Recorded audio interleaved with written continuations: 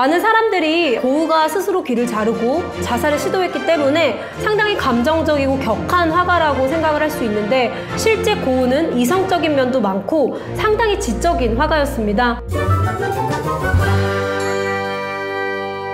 안녕하세요 여러분, 아트메신저 이소영 작가입니다. 오늘 하루 한 장 인생 그림을 통해 여러분들에게 소개시켜드리고 싶은 화가는 바로 빈센트 반 고흐입니다. 제 유튜브에서 고흐를 소개할 수 있는 날이 오다니 저도 너무 기쁜데요. 이유는 제 유튜브가 아무래도 그간 아트 컬렉팅, 현대미술, 또 전시 현장을 소개하다 보니까 고흐와 같은 너무 인기가 많은 과거의 근대 화가는 소개할 일이 많이 없었는데, 다행히도 이 책을 통해 소개를 할 수 있게 되었습니다. 이미 빈센트 반 고흐는 한국 분들도 정말 좋아하시고 전 세계적으로 팬이 많은 화가죠. 심지어 제가 어린이들에게 빈센트 반 고흐의 작품을 보여주고 이거 누구 그림일까요? 하고 물어보면 거의 10명 중에 9명은 다 고흐요! 라고 대답을 합니다. 즉 그 정도로 대중적이면서도 큰 사랑을 받고 있는 화가인데요. 어쩌면 이 책의 제목이 하루 한 장 인생 그림인데요. 제가 인생 그림으로는 정말 아쉽다. 이 작가는 나에게 인생 화가다. 그런 생각을 하게 해준 게 바로 빈센트 반 고흐입니다. 저는 이 책의 서문에 이런 이야기를 썼습니다. 나는 독자들이 이 책에서 인생 그림과 인생 화가를 찾길 바란다. 나에게도 인생 그림과 인생 화가의 의미는 남다르기 때문이다. 일단 인생 그림은요, 저는 어떠한 화가가 그린 한 장면, 그 한 장면이 저에게 큰 사유를 주면 인생 그림이 될 수 있다라고 생각을 했고요.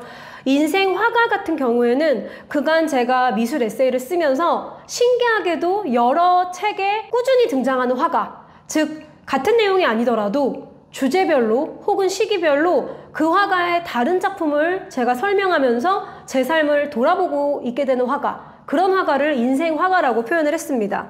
우선 나에게 인생 화가는 고흐 편에서도 언급이 됐듯이 보통 3가지 조건이 갖춰져 있어야 한다. 첫 번째, 늘 봐도 시선이 오래 머무는 그림. 두 번째, 시간이 흘러도 꾸준히 인정하게 되는 화가. 세 번째, 살아가면서 더 이해하고 싶고 궁금한 화가. 즉, 이 3가지 조건에 충족을 하면 저는 사람들에게 그 화가 나에게 인생 화가야 라고 말할 수 있다라고 생각을 했는데요. 제가 이 책에 소개한 인생 화가들은요, 살아가면서 10대, 20대, 30대, 40대 전부 다 저에게 좀 다른 울림이 돼주었는데요. 여러분들에게 인생 화가는 어떠한 조건을 가지고 있는지 혹은 누구인지 떠올려 보시면 좋을 것 같습니다. 그렇다면 이 책에 소개된 고흐의 작품들 위주로 좀 설명을 해볼까 하는데요. 저는 이 책의 88페이지에 모두의 인생 화가 빈센트 반 고흐라는 제목으로 글을 썼습니다. 일단 고흐 하면 많은 분들이 가장 떠오르는 작품은 귀를 자르고 분대를 감은 이 자화상, 해바라기 꽃병, 또 나아가서는 별이 빛나는 밤을 떠올릴 텐데요. 이 책에도 그 3 작품이 다 소개되어 있습니다. 저는 이 책에 모두에게 익숙한 고흐의 그림과 사람들에게 좀 낯선 고흐의 그림을 소개했습니다. 우선 자화상에 대한 이야기를 해볼게요. 반 고흐 하면 가장 먼저 떠오르는 작품은 대부분 자화상, 해바라기 꽃병, 별이 빛나는 밤, 이 3가지일 것이다. 특히 고흐는 자화상을 많이 그린 화가로 유명하다. 그는 1886년 2월부터 1890년 5월까지 총 30점이 넘는 자화상을 그렸다.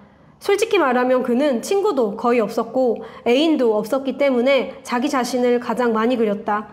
그의 자화상 중 가장 유명한 것은 귀에 분대를 감고 있는 자화상일 것이다. 1889년 1월에 그려진 이 작품 속에서 그는 스스로 귀를 자른 사람치고는 상당히 차분하고 강직한 표정으로 앉아있다. 되려 그의 눈동자에서 귀를 자른 기행으로 마을 사람들을 걱정시켰던 광기보다는 우직함이 느껴진다. 그의 등 뒤로 일본의 우키요에가 걸린 것이 흥미로운데, 고흐를 비롯한 당시 젊은 화가들은 일본의 우키요에를 수집하고 좋아했으며 영감을 받았다. 이번에는 고흐가 그린 해바라기 작품입니다. 저는 사실 강의나 미술 칼럼을 통해 고흐를 주제로 참 많은 컨텐츠를 만들어 왔는데요.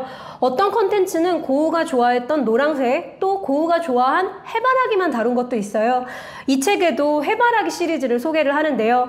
많은 분들이 고우가 그린 해바라기 꽃병을 기억하시지만 고우가 처음 해바라기를 그린 건 목마르트 언덕입니다. 또 나아가서는 꽃병에 꽂히지 않은 바닥에 이렇게 널브러져 있는 해바라기도 그렸고요. 고우는 해바라기를 그리면서 많은 기록을 남기는데요. 실제 고우의 편지는 한국에도 방고우 영혼의 편지라는 제목으로 출간되어 있습니다. 고우가 해바라기 꽃병을 그리면서 동생 태호에게 어떤 이야기를 했는지 제가 이 책에 수록한 대로 한번 읽어보겠습니다. 고우는 해바라기를 늘 나의 꽃이라고 표현했다. 해바라기는 고우를 상징하는 대표적인 작품이 되었다. 고우는 1888년 프랑스 파리에서 남부 아를 지방으로 스튜디오를 옮겨 작업을 시작했고 이곳에서 해바라기 꽃병 연작이 탄생한다. 캔버스 3개를 동시에 작업 중이다. 첫 번째는 초록색 화병에 꽂힌 커다란 해바라기 3송이를 그린 것인데 배경은 밝고 크기는 15 캔버스다. 두 번째도 역시 3송이인데 그중 하나는 꽃잎이 떨어지고 씨만 남았다. 이건 파란색 바탕이며 크기는 25 캔버스다. 세 번째는 노란색 화병에 꽂힌 12송이의 해바라기이며 30호 캔버스다. 이것은 환한 바탕으로 가장 멋진 그림이 될 거라고 기대하고 있다.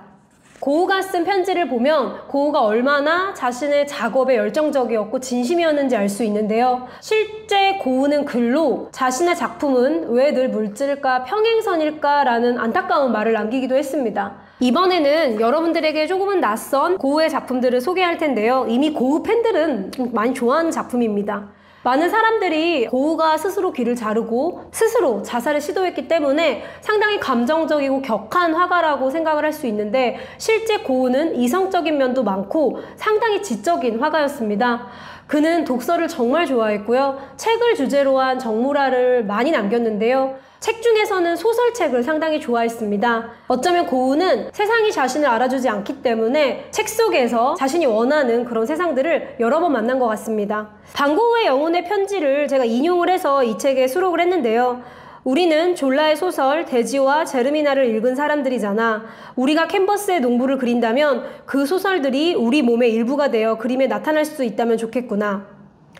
고우는 사람을 이해하려면 소설책을 읽어야 한다라고 동생 태호에게도 강조했습니다.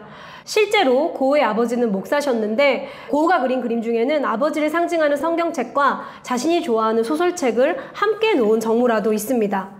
이 밖에도 이 책에는 고우를 대표하는 작품들이 많이 소개되어 있는데요. 그래도 우리가 마지막으로 이 작품을 빼놓을 순 없겠죠. 별이 빛나는 밤입니다. 이 작품은 사실 정말 유명하고 봐도 아름다운데요. 제가 미술 허세병에 걸렸을 때 보통 미대생들은 이런 병에 걸립니다. 고우나 클림트, 피카소가 좀 지겨워질 때가 있어요. 근데 그때 제가 고우의 작품을 오르세 뮤지엄에서도 다시 자세히 보고 모마에서 이 작품을 보고 엄청나게 멍한 채 한 30-40분을 그냥 바라만 봤는데요. 그 정도로 실제로 보면 압도적이고 아름다운 작품입니다. 고우만큼 세상을 경의에 찬 시선으로 본 화가도 없는 것 같습니다. 자, 이 책의 일부분을 읽어드릴게요. 별이 빛나는 밤은 고우의 작품 중 가장 사랑받는 작품으로 단연 아름답다. 고우는 밤 풍경을 여러 번 그렸는데 그중 가장 인기가 많은 작품이다 보니 여러 상품이나 광고에서도 이 작품이 활용되었다. 가수 돈 맥클린은 이 작품에 감동해 음악을 만들었는데 그 곡이 바로 빈센트다. 그는 방고우에 대한 책을 읽고 그를 추모하기 위해 1971년 이 곡을 만들었다. 스트레스가 많은 날 이 음악과 함께 고우의 작품을 보고 있으면 마음이 차분해진다. 최근 들어 여러 방송에서 의사들이 고우가 메니에르 병이었을 것으로 판단했다. 어지러움과 청력 저하, 이명과 귀가 꽉 차 있거나 막혀 있는 느낌이 드는 질병인 메니에르 병은 보통 20분 이상 심한 어지러움이 계속된다. 말년의 고우 역시 난청과 이명 때문에 낮과 밤을 가리지 않고 귀가 윙윙거려 통증을 호소하며 자신의 귀를 자른 것이라는 것이다. 고우가 처음 정신병원에 입원했을 때 담당 의사였던 펠릭스 레이는 그를 간질이라고 진단한다. 주기적인 흥분과 우울의 교차, 예민한 상태, 환각 증상, 발작 중 보이는 위험한 행동 등이 간질을 진단한 이유였다. 현대에 와서 고우에게 진단 내려진 병은 메니에르 병뿐만이 아니라 훨씬 많았다. 모두가 합치면 30여종이라고 하니 얼마나 하루하루가 혼돈 속에 있었을지 짐작이 가지 않는다. 고우가 이 그림을 그릴 때의 마음을 헤아려 본다. 병원에서 홀로 지내던 고우는 자신의 마음적인 불안이 평안해지기를 바라며 병원 주변의 풍경을 그림으로 남긴다.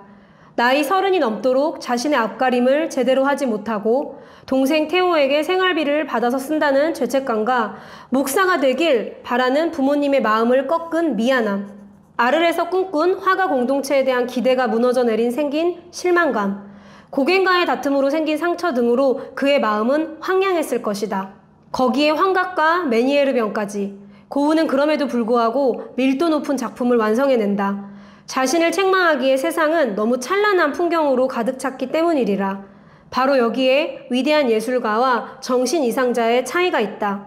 고우의 정신이 어지러웠던 것이 아니라 너무도 어지러운 세상을 똑바로 직시했던 것 아닐까? 나는 별이 빛나는 밤 속 소용돌이 치는 밤하늘이 오히려 조화로운 질서를 가진 소란스러움으로 느껴진다. 즉 고우의 그림은 아무렇게나 마구 휘갈긴 소용돌이가 아닌 나름의 율동감을 지닌 터치를 담고 있다. 제가 이 책에 뭐라고 썼냐면요. 유명한 화가일수록 많은 사람들이 되풀이해서 소개를 하지만 정작 그 화가에 대해서 차분히 들여다볼 수 있는 시간을 우리가 많이 갖지 못한다라고 생각을 했는데요. 그래서 저는 여러분들이 좋아하는 화가일수록, 유명한 화가일수록 더 자세히 봐야 한다고 생각을 합니다. 오늘 마지막 문장은 고우가 썼던 글로 마무리를 할게요. 나중에 사람들은 반드시 나의 그림을 알아보게 될 것이고 내가 죽으면 틀림없이 나에 대한 글을 쓸 것이다. 제가 이 책을 쓰면서 이 부분을 보고 한참 동안 마음이 먹먹했는데요. 고우가 그린 훌륭한 작품 덕분에 저같이 고우를 좋아하는 글을 쓰는 사람들이 꾸준히 앞으로도 고우에 대한 글을 쓰고 있는 것 같습니다. 그럼 오늘 하루 한 장 인생 그림은 여기까지 하겠습니다.